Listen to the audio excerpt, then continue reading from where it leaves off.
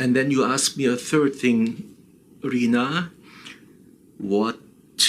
should you do when you look to acquire works by Douglas, and what aspects of his work should a collector look for? Now, I have done a lot of purchases of his works, and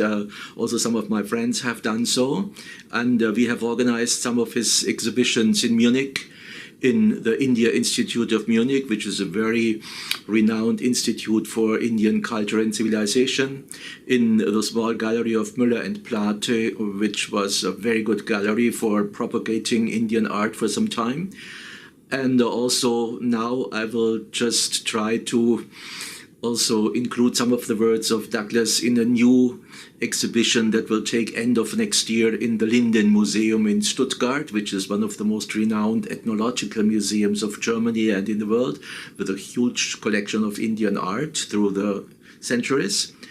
And of course with my friends. And what would I think is important to get from Douglas? First of all, I think you should get works from Douglas that are after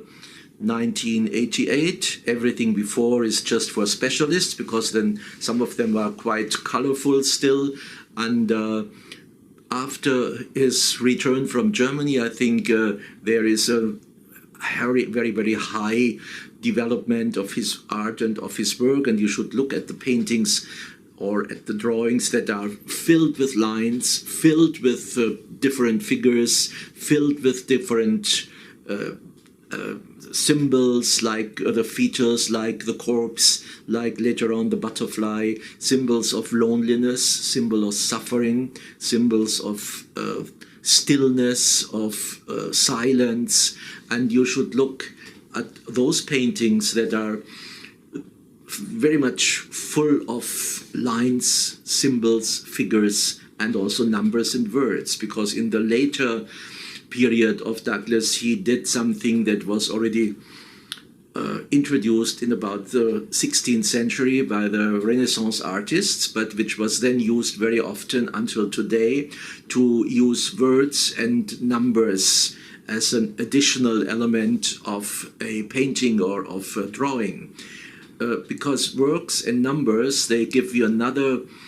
world, another outlook into the society and into the living of people, an outlook where you can combine what you can design and what you can describe. So the description is not only a description with colors and with signs and with forms and lines and symbols, but is also a description with words. And especially in his later works, like, for example, the Butterfly and Blind Poet series, or the series with the telephone receivers, where he really shows how the loneliness of people today is one of the most significant signs of our society and of our time. There he uses a lot of those elements. The third thing I think you should look for is to have works that show you the darker colors and that show you the intricate way of looking into the soul of human beings, with all its, let's say, not optimistic, but rather persuasive and in a way of an intellectual surrounding of the world. And I think it's very good to see in his later paintings, also in his paintings, at least all the paintings after 2000, the aspects of the grasping the society of today, grasping the problems of today, and grasping the solitude of the human being today, the loneliness, the suffering, the stillness, the soundlessness, as he said in one of his remarks, the clapping with one hand. But I think everything that you can get from Douglas is a gift, and everything then that you can get from Douglas will be something that will